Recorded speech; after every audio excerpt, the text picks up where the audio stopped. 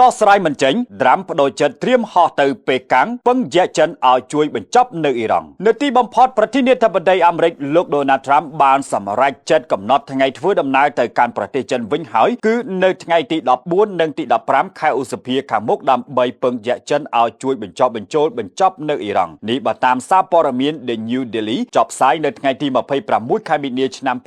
2026ដោយយោងតាមសេចក្តីប្រកាសរបស់សេតវិមានបន្ទាប់ពីខកខានអស់រយៈពេលជាច្រើនឆ្នាំដំណើរទស្សនកិច្ចនេះដំបូងឡើយត្រូវធ្វើឡើងនៅសប្តាហ៍ក្រោយប៉ុន្តែដោយសារស្ថានភាពសង្គ្រាមជាមួយប្រទេសអ៊ីរ៉ង់កំពុងតែឡើងកម្ដៅខ្លាំងទើបលោកត្រាំសម្រេចចិត្តលើកពេលបែបនេះតាមរយៈបណ្ដាញសង្គម Truth Social លោកត្រាំបានបង្ហាញនៅទំនុកចិត្តយ៉ាងខ្លាំងក្នុងការដោះស្រាយទំនាក់ទំនងរវាងមហាអំណាចសេដ្ឋកិច្ចទាំងពីរដោយលោកបានសរសេរថាលោកពិតជាទន្ទឹងរង់ចាំជួបពិភាក្សាជាមួយប្រធានាធិបតីស៊ីជីនពីងក្នុងព្រឹត្តិការណ៍ដ៏មហិមានេះណាហើយលោកក៏នឹងមានគម្រោងអញ្ជើញលោកស៊ីទៅកាន់ទីក្រុង Washington វិញនៅចុងឆ្នាំនេះផងដែរនៅក្នុងជំនួបកម្ពុជារយៈពេល2ថ្ងៃខាងមុខពិភពលោកនឹងបានឃើញទាំងពិធីបដិសណ្ឋារកិច្ចដ៏អធិកអធមនិងការចរចាបែបការទូតយ៉ាងតានតឹងបំផុតចាប់តាំងពីរឿងពាណិជ្ជកម្មកសិកម្មរហូតដល់បញ្ហាដ៏រសើបនៃរឿងកោះតៃវ៉ាន់ទំនាក់ទំនងរវាងប្រទេសទាំងពីរកំពុងជួបឧបសគ្គមិនតិចទេជាពិសេសបន្ទាប់ពីតុលាការកំពូលអាមេរិកបានកំណត់អំណាចរបស់លោកត្រាំក្នុងការដំឡើងពន្ធលើទំនិញនាំចូល